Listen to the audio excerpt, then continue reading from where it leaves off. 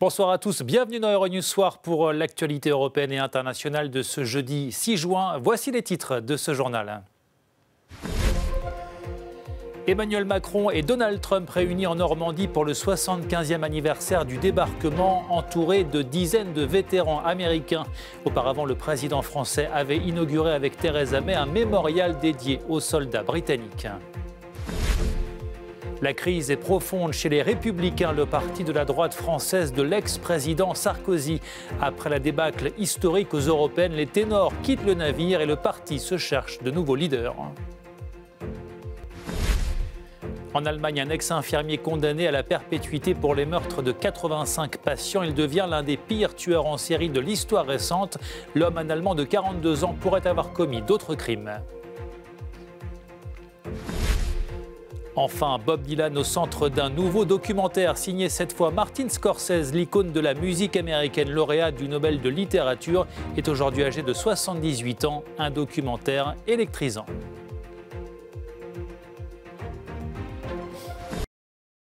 Bienvenue, les présidents français et américains étaient donc réunis aujourd'hui en Normandie pour les commémorations du 75e anniversaire du débarquement. Une cérémonie au cimetière de Colville-sur-Mer où reposent des milliers de soldats américains qui sont morts sur les plages normandes. De nombreux vétérans du D-Day étaient présents lors de cet hommage émouvant. L'émotion et la solennité ont prévalu ce jeudi à Colville-sur-Mer pour la cérémonie du 75e anniversaire du débarquement allié sur les plages de Normandie. Emmanuel Macron et Donald Trump ont célébré ce temps fort en présence de nombreux officiels, mais aussi de vétérans, certains centenaires, qui ont été très longuement applaudis. Notre alliance chérie a été forgée dans le feu de la bataille, éprouvée dans les épreuves de la guerre, éprouvée dans les bienfaits de la paix.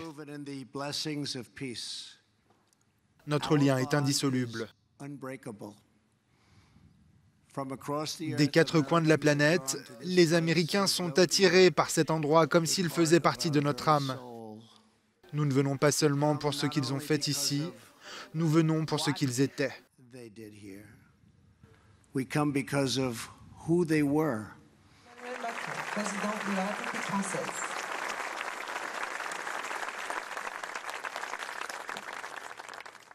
La France n'oublie pas.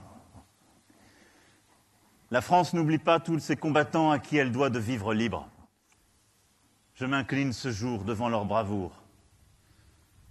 Je m'incline devant le sacrifice immense des 37 000 tués, des 19 000 disparus, qui tombèrent en héros sur ces terres normandes entre juin et août 1944, et pour la plupart y reposent pour l'éternité. Je m'incline. Et à nos vétérans et à leur nation, je dis merci.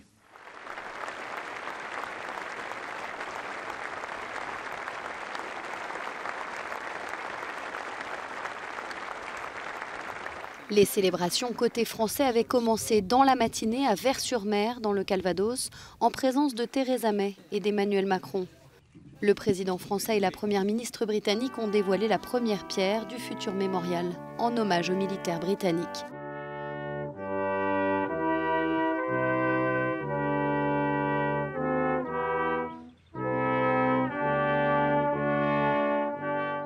Pour parler de ces commémorations du D-Day, nous retrouvons sur place en Normandie Cyril Forneris. Bonsoir Cyril.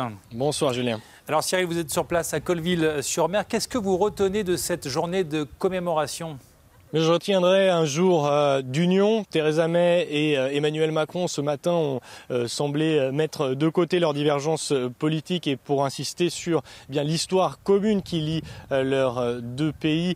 Bien avant le Brexit, ça a dû être encore plus dur pour Emmanuel Macron. En revanche, quand il est arrivé ici au cimetière américain de Colville-sur-Mer et qu'il a été accueilli par Donald Trump, alors que les deux hommes, tous les opposent ces derniers temps. Le président français qui, dans son discours, a d'ailleurs insisté sur l'importance du multilatéralisme, de l'ONU ou encore de l'OTAN, des institutions que Donald Trump a très largement critiquées ces derniers temps. Ce que je retiendrai aussi en dehors du politique, eh bien c'est toute l'émotion pendant cette journée. C'était une journée chargée d'émotions comme un petit peu toute la semaine, bien que cette semaine l'ambiance ait été un petit peu plus festive. On a vu des drapeaux dans les maisons, des gens déguisés en militaires qui paradaient sur les plages de Normandie en jeep ou en vieux véhicules de guerre.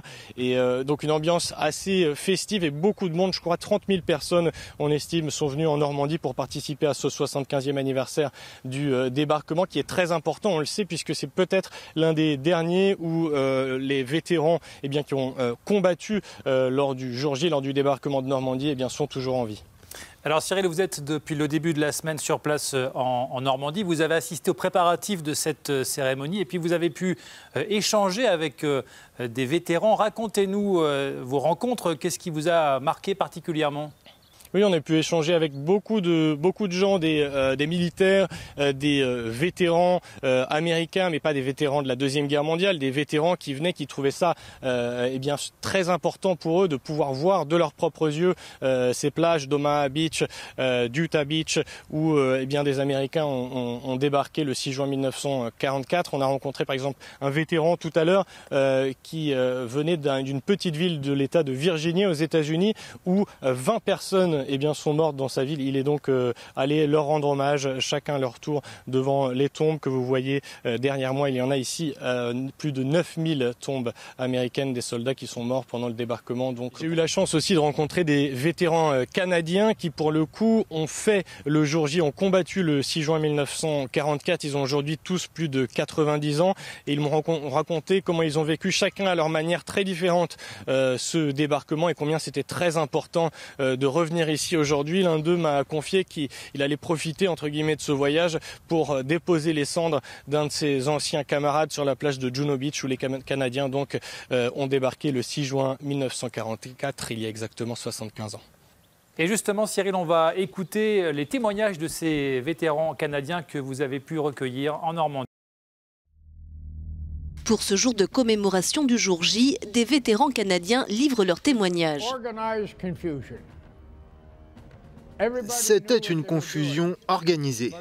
Tout le monde savait ce qu'il avait à faire, mais voir toute la marine surgir avec tous ses bateaux, courir, tout ça, il y avait beaucoup de vent et la mer était très agitée. Le principal, c'était de s'assurer de ne pas se faire tuer. C'était l'essentiel. Notre mission était de prendre les 2 stations radars et ensuite de se regrouper. À ce moment-là, on voyait que les parachutistes étaient dispersés dans toute la zone. Et c'est là que la 6e division aéroportée a atterri. Donc notre travail consistait dans un deuxième temps à éliminer ces 2 stations radars. Donc dès qu'on atterrissait, il fallait déguerpir. J'étais un simple chauffeur. L'officier de renseignement était mon capitaine. Alors il m'a dit « Vas-y ». J'y suis allé et c'est tout.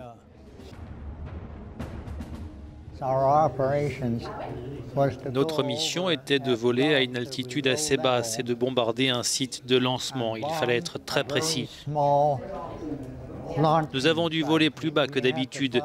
On nous a attaqués et on nous a tiré dessus.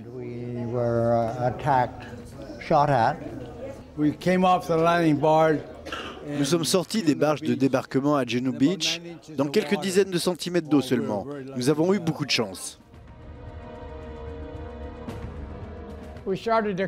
Nous avons commencé à avancer et nous avons utilisé des grenades fumigènes pour les faire sortir des stations radars.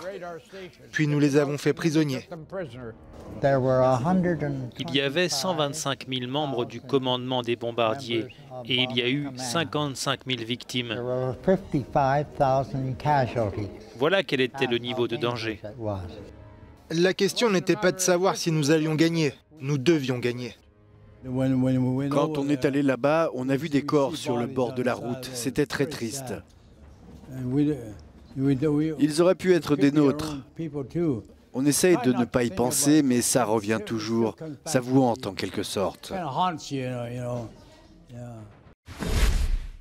Dans le reste de l'actualité, en France, le malaise est profond chez les Républicains, le parti de droite conservateur de l'ex-président Nicolas Sarkozy.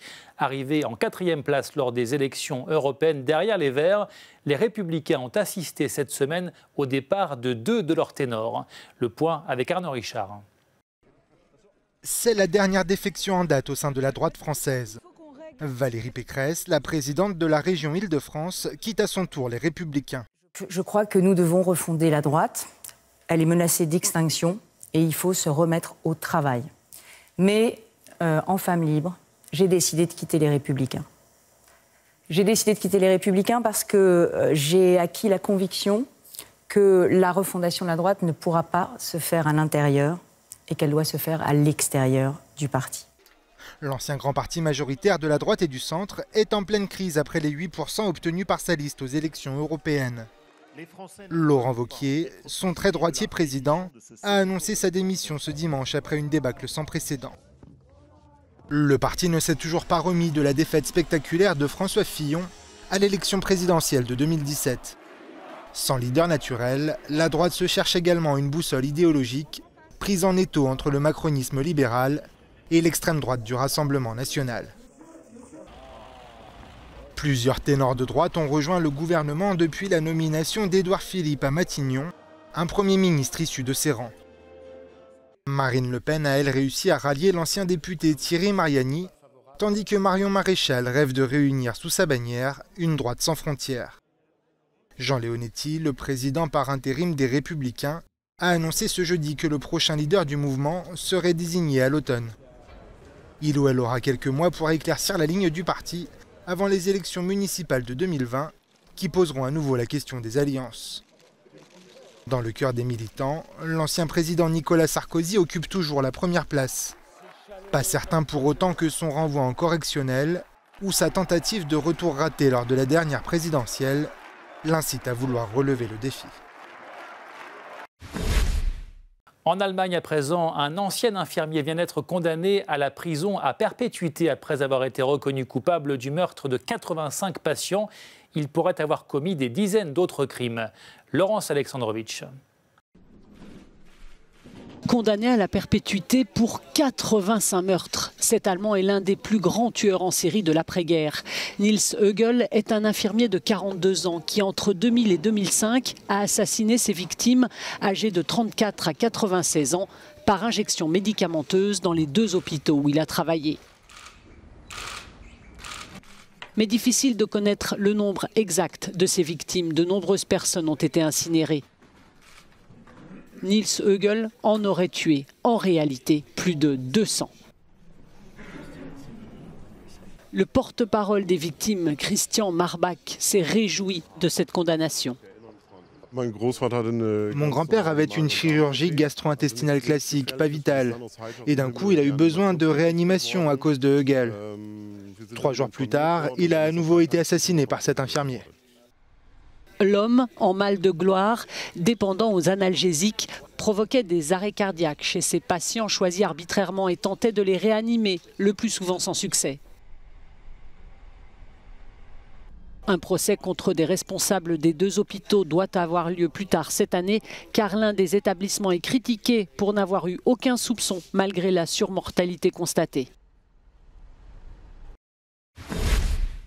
L'actualité en bref à présent, l'heure de l'alternance au Danemark. Après 4 années passées dans l'opposition, les sociodémocrates ont remporté les législatives face aux libéraux du Premier ministre sortant. Le scrutin a été marqué également par une poussée des Verts et par l'effondrement des partis populistes. Fiat Chrysler a retiré son offre d'alliance avec le constructeur automobile français Renault. Le groupe italo-américain estime que les conditions politiques ne sont pas réunies en France pour mener à bien une telle fusion qui aurait donné naissance à un géant mondial de l'automobile. 140 tonnes de cocaïne ont été saisies en Europe en 2017 selon un récent rapport, un niveau encore jamais atteint sur le continent. Les experts évoquent un marché en voie d'ubérisation. Et puis cette étude en France de l'association Génération Future sur l'utilisation des pesticides dans l'agroalimentaire. Sur 13 000 échantillons analysés, plus de 70% des fruits et 40% des légumes analysés contenaient des résidus de pesticides. Allez, on termine ce journal par ce nouveau documentaire sur Bob Dylan, l'icône de la musique folk-rock américaine et parolier hors pair, seul chanteur à avoir obtenu le prix Nobel de littérature. Et c'est une figure du cinéma, Martin Scorsese, qui a réalisé son portrait. Malia Kouta. 14 ans après la sortie d'un premier documentaire sur la vie de Bob Dylan, le réalisateur Martin Scorsese s'est à nouveau intéressé à la légende du rock. Rolling Thunder Review A Bob Dylan Story mêle à la fois film et documentaire. Le réalisateur a su capturer l'esprit de l'Amérique des années 70 et la musique énergique du légendaire rocker.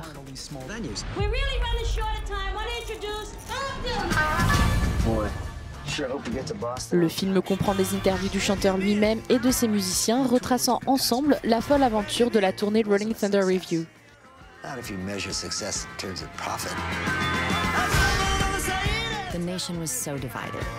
Rolling Thunder Review A Bob Dylan Story sortira sur la plateforme Netflix le 12 juin prochain.